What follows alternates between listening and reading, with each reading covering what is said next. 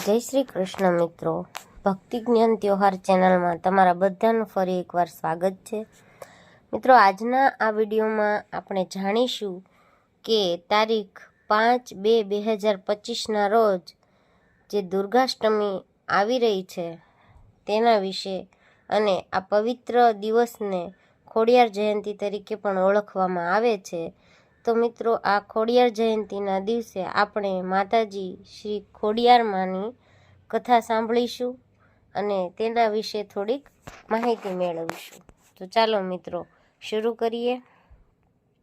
ખોડિયાર માતાજીનો ઇતિહાસ. તો ખોડિયાર માતાજી જ્ઞાતિએ ચારણ હતા.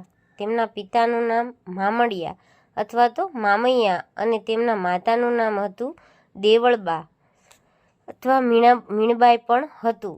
તેઓ કુલ 7 બહેન અને 1 ભાઈ હતા.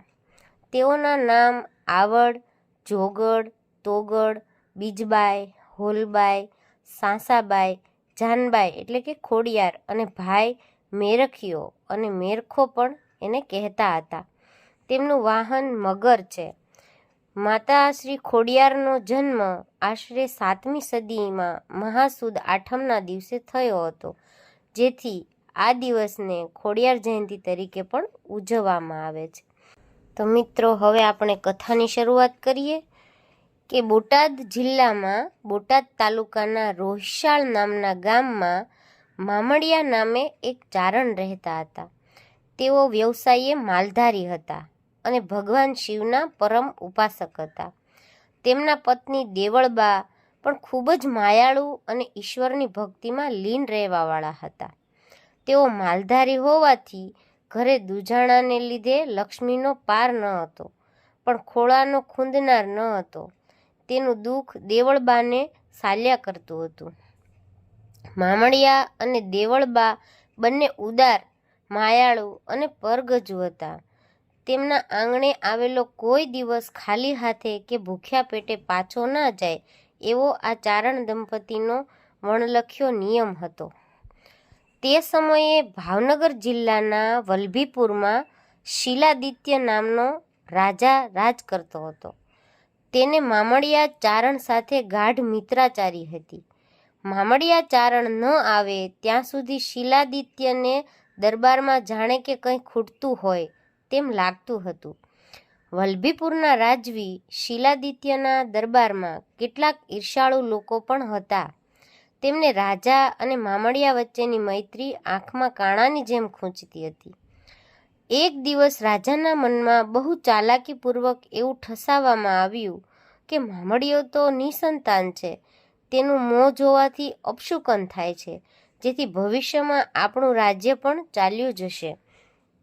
અને એક દિવસ મામડિયા પોતાના નિત્યક્રમ મુજબ પ્રભાતના પહોરમાં રાજમહેલે આવીને ઊભા રહ્યા. રાજવીના મનમાં અદાવતિયાઓએ રેડેલું ઝેર ઘુમરાતું હતું.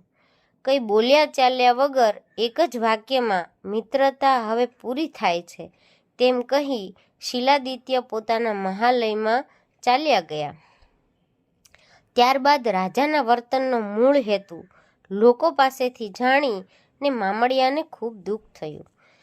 આમ તેને જે લોકો સામે મળ્યા તે વાંજ્યા મેણા મારવા લાગ્યા. તેનાથી ખૂબ જ દુઃખી થઈને વલભીપુરથી પોતાના ગામ આવી પત્નીને રાજા સાથે થયેલા વાત માંડીને કરી.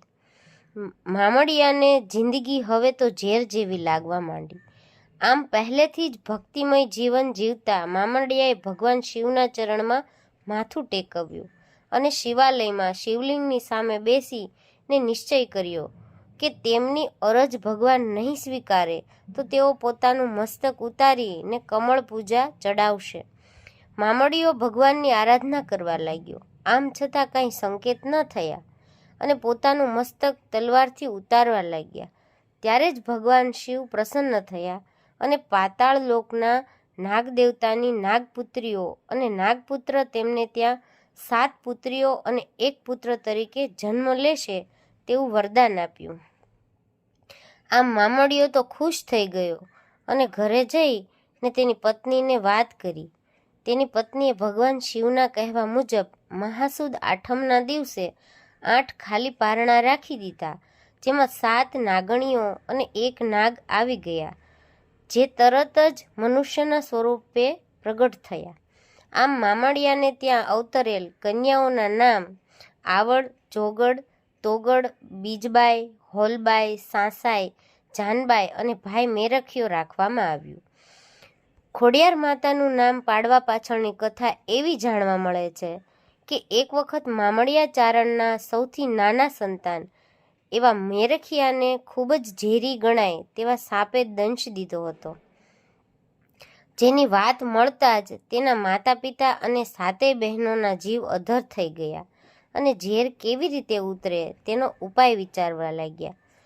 તેવામાં કોઈકે એવો ઉપાય બતાવ્યો કે પાતાળ લોકમાં નાગરાજા પાસેથી અમૃતનો કુંભ સૂર્ય ઉગે તે પહેલાં લાવવામાં આવે તો મેરખિયાનો જીવ બચે તેમ છે.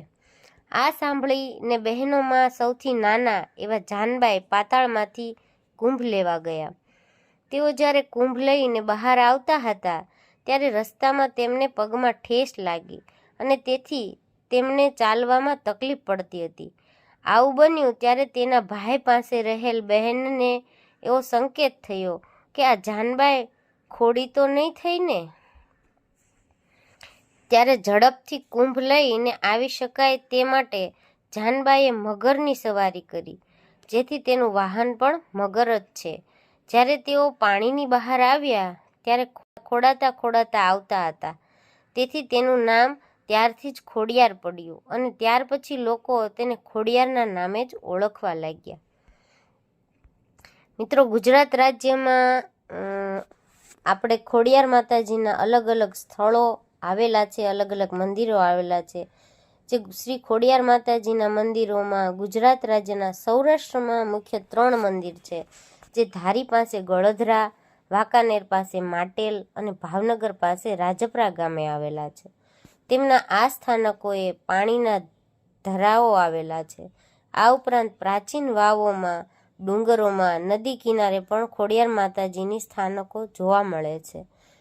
તેમજ ગુજરાતના રાજકોટ જિલ્લામાં સરદાર ગામ પાસેના ભાડલા ગામે ખોડિયાર માતાજીનું તેમજ તેમના 6 બહેનો અને ભાઈ મેરખિયાનું મંદિર આવેલું છે. આ ઉપરાંત પાટણ જિલ્લાના સમી તાલુકાના વરણા ગામમાં પણ ખોડિયાર માતાજીનું ધામ આવેલું છે, જ્યાં ખોડિયાર જયંતિના દિવસે મોટો મેળો ભરાય છે, જે પણ પૂરા ભારતમાં પ્રખ્યાત છે. ખોડિયારમાંનું એક ઐતિહાસિક મંદિર ભાવનગર જિલ્લાના તળાજા તાલુકાના ભારોલી ગામે આવેલું છે, જ્યાં ખોડિયારમાં તેમજ ચામુંડા તથા અન્ય માતાના સ્થાનક આવેલા છે. આ ઉપરાંત લેઉવા પટેલ સમાજે શ્રી ખોડિયાર માતાજીના મંદિરનું નિર્માણ કાગવડ ખાતે 21 જાન્યુઆરી 2017ના રોજ પણ કરેલું છે. તો મિત્રો, આ હતો ખોડિયાર માતાજીની કથા તેમજ તેનો થોડો ઘણો ઇતિહાસ.